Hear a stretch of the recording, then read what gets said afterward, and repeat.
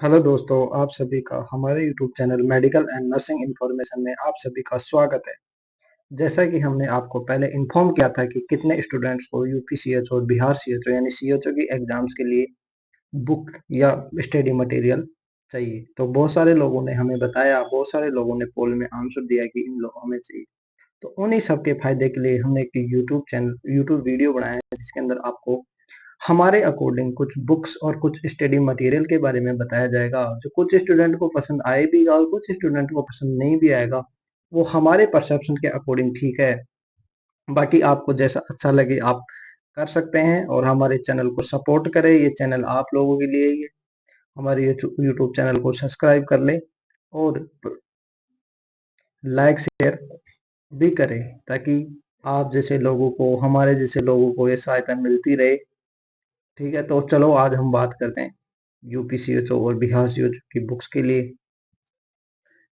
तो फर्स्ट आते हैं कि आप अपने सेल्फ नोट्स पढ़े, चाहे आपने किसी भी कोचिंग से किए हो, किसी कोचिंग में किया हो, ऑनलाइन किया हो या ऑफलाइन किया हो, तो जो सेल्फ नोट्स होते हैं वो बेस्ट होते हैं। क्योंकि हम लोगों ने भी कोचिंग की है, तो कोचिंग्स का मटेरियल जो होता है वो हमें ज़्यादा अंडरस्टैंडिंग होता है। इसलिए किसी थ्योरेटिकल बुक की तरफ भागने से अच्छा है कि आप अपने सेल्फ नोट्स पढ़ें, जहाँ से कोचिंग से आपने किए।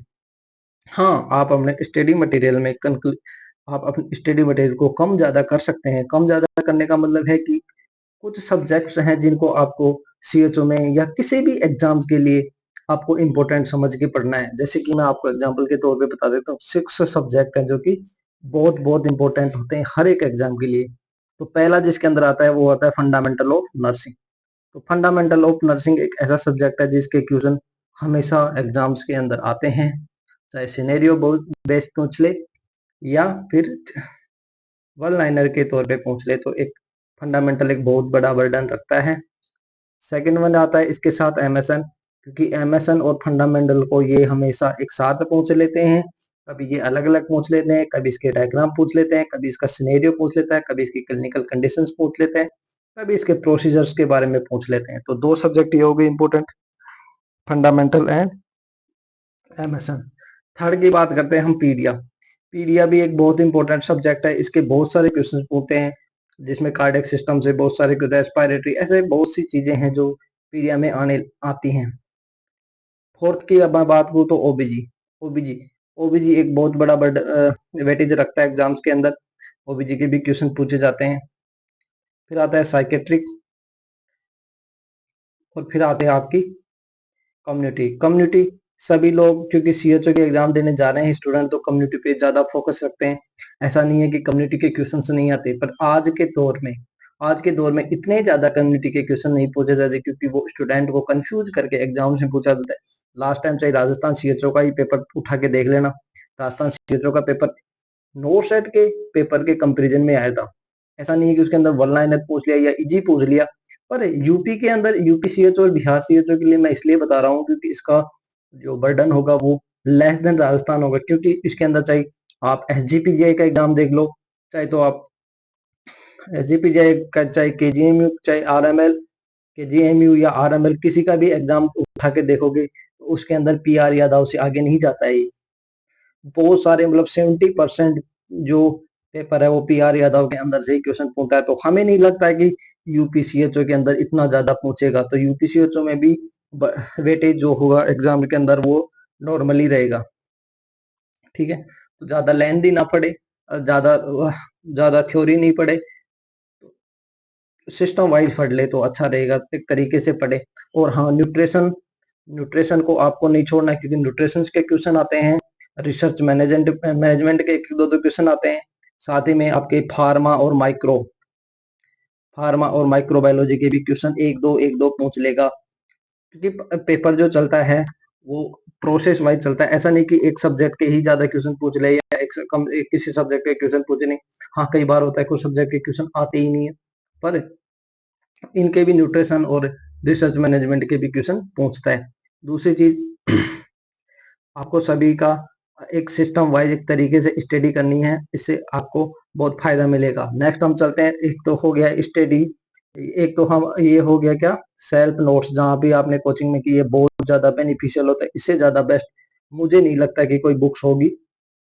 सेकंड बात करते हैं हम, हाँ, एक किताब ये है कि मिशन परिचारिका, जो कि आजकल बहुत ज्यादा मार्केट में चल रही है। मिशन परिचारिका 2.0 इसका न्यू वर्जन आया हुआ है। इसके अंदर सभी सब्जेक्ट को, सभी टॉपिक्स को एक कॉम्प्रिहेंसिव मटेरियल के अंदर दिया हुआ है, एक अच्छे तरीके से दिया हुआ है। मतलब जब इस बुक को पढ़ना स्टार्ट करेंगे तो आपको लगेगा कि हाँ यार, इस बुक के अंदर तो कुछ ऐसा है। क्योंकि जब जब आप एक एक पेज, एक एक टॉपिक वाइज पढ़ेंगे तो हाँ यार, यहीं से क्वेश्चन उठते होंगे शायद।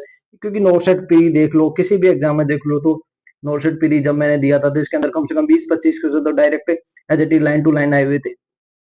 ठीक है, तो ये थ्योरी के लिए किताब बेस्ट है। तो थ्योरी के लिए जिन लोगों ने कोचिंग नहीं की है तो वो थ्योरी यहीं से कर सकते हैं कंप्लीट। इसका रिवीजन कर लें बार बार, ये बहुत हेल्पफुल होगी। थर्ड हम बात करते हैं कि सर हम एमसीक्यू कहाँ से करें। तो एमसीक्यू करने के लिए भी आपको मैं गाइड कर देता हूँ कि एमसीक्यू कहाँ से करें। फर्स्ट आपको क्या करना है कि पहले जैसे आपने थ्योरी की, या तो चाहे सेल्फ नोट से की हो, या फिर इस बुक से की हो, या किसी और बुक से भी की हो, तो आपको क्या करना है, ये पीआर यादव जो होती है ये बेस्ट बुक है एमसीक्यू के लिए, क्योंकि इसके अंदर टॉपिक वाइज और सब्जेक्ट वाइज जो है इसके अंदर एमसीक्यू दिए हुए होते हैं। मतलब जैसे आप किसी भी, जैसे कि आप एमएसएन का स्केलेटल सिस्टम आपने कंप्लीट कर लिया, उसके बाद आप इसके अंदर स्केलेटल सिस्टम की क्या करेंगे, एमसीक्यू रिवाइज करेंगे। तो पूरा सिस्टम और पूरे सब्जेक्ट पढ़ने के बाद इसके सारे एमसीक्यू करेंगे, तो आपको एक बेस तैयार हो जाएगा। और बेस तैयार होने के बाद आप जब इनको कंप्लीट कर लेंगे तो आप इस बुक के आएंगे, मिशन ओल्ड पेपर। इसके अंदर 2015 से 2023 तक के 135 प्लस पेपर इसके अंदर दिए हुई, जिसके अंदर आपका पूरा रिवीजन हो जाएगा, पूरे टॉपिक से रिवाइजन हो जाएंगे। और जब आप तैयारी करो, जब आप किसी पेपर को पढ़ो, तो जैसे कोई टॉपिक गलत हो गया तो आप उस टॉपिक का पूरे का रिवीजन करना है। ऐसा नहीं कि उस टॉपिक को पढ़ लिया तो इससे बोलते हैं कि आपने रेशनल वाइज पढ़ाई की है, तो उससे क्या होगा, आपका टॉपिक रिवाइज हो जाएगा। और ये बहुत बेस्ट रहेगा, क्योंकि इन दोनों का मिक्स में पढ़ोगे तो फायदेमंद होगा। क्योंकि आपने पहले करना है तो फिर करना है टॉपिक वाइज एमसीक्यू, और फिर आपको इसके अंदर कूदना है। जब इसके अंदर कूदोगे ना, आपको बहुत ज्यादा बेनिफिट मिलेंगे, तैयारी करने में बहुत ज्यादा हेल्पफुल रहेगा। ठीक है, नेक्स्ट हम बात करते हैं कि हाँ, ये है जो नॉन मेडिकल, ये आपको चकमा देगा हर एक एग्जाम में, और यूपी के तो बेसिक एग्जाम्स के अंदर, क्योंकि हम जहाँ बात कर रहे हैं वो यही है, non medical non medical non medical, जिसके अंदर मैथ, रीजनिंग, जीके, और बहुत सारी एग्जाम में तो हिंदी, इंग्लिश और ये सारी चीजें आती हैं। तो आप जो है ये मैथ, रीजनिंग और जीके, आज जहाँ पढ़ना आपको अच्छा लगे वहां आप पढ़े, क्योंकि जहाँ जिसकी मैथ आपको अच्छी लगेगी उसी की समझ में आएगी। मेरे बोलने से कुछ नहीं होगा, जहाँ आपको अच्छा लग रहा है, ये टीचर अंडरस्टैंडिंग पढ़ा रहा है तो आप वहीं पढ़ो, ना कि मेरे गाइड के अकॉर्डिंग। तो नॉन मेडिकल पे आपको हमेशा फोकस रखना है, क्योंकि ये एक ऐसा पार्ट ऑफ स्टडी है जो आपको कहीं ना कहीं मेरिट की तरफ लेके जाएगा। ठीक है, तो इस पे जरूर ध्यान रखना आपको। लास्ट बट नॉट लिस्ट आपको क्या करना है, मॉक टेस्ट देना है, मॉक प्रैक्टिस करना है, क्योंकि प्रैक्टिस मेक परफेक्ट।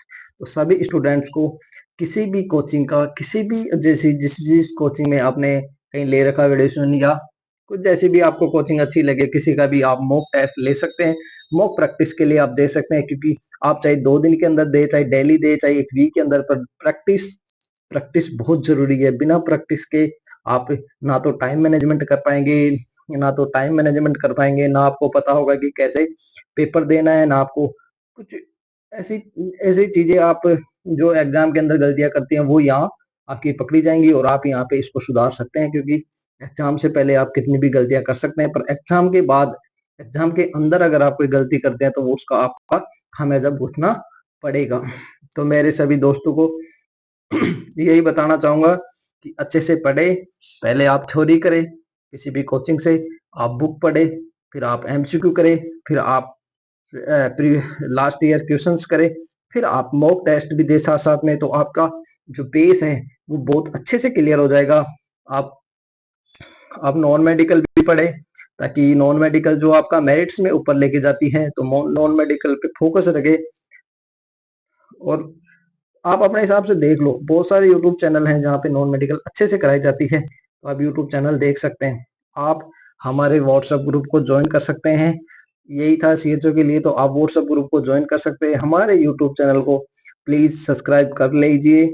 आपके लिए ही बनाया हूँ, आपके लिए, आपको हमेशा हेल्प करते रहेंगे। आप लोग प्लीज, इतने लोग हो, 27 लोगों ने सब्सक्राइब किया है।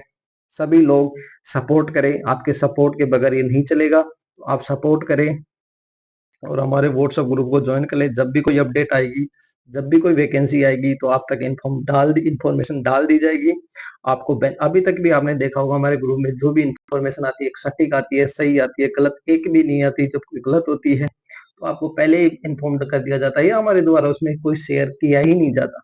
तो आप सभी लोगों से हमारी रिक्वेस्ट है कि हमारे यूट्यूब चैनल को लाइक करें।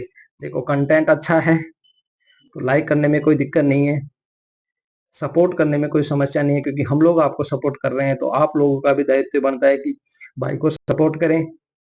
ये सब आपके लिए ही बनाया गया है।